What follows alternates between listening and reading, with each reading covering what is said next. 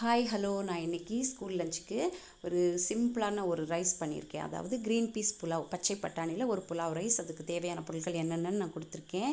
நீங்கள் எண்ணெய் ஊற்றிட்டு அதில் பட்டை கிராம்பு ஏலக்காய் போட்டு வாசனை வர்றது வரைக்கும் கிளறி விட்டுட்டு அதுக்கப்புறமா அது கூட வெங்காயம் சேர்த்துக்கோங்க. வெங்காயம் கொஞ்சமாக வதங்கி வந்ததும் ஒரு பச்சை மிளகாயும் கொஞ்சமாக இஞ்சி பூண்டு பேஸ்ட்டு சேர்த்து நல்லா கிளறி பச்சை வாசனை போனதுக்கு அப்புறமா க்ரீன் பீஸ் சேர்த்துக்கலாம். க்ரீன் பீஸும் ஒரு 2 தடவை நீங்கள் கிளறி விட்டுட்டு ரொம்ப வேக விட வேண்டாம். கிளறி விட்டுட்டு மல்லி புதினா லீஃப் சேர்த்துக்கோங்க. சேர்த்து நல்லா கிளறி விட்டதுக்கு உடனே நீங்கள் 1 கப் அரிசிக்கு 2 கப் தண்ணி எடுத்துருக்கேன். 2 கப் தண்ணி சேர்த்துக்கோங்க. தண்ணி சேர்த்து தேவையான அளவு உப்பு போட்டுக்கோங்க.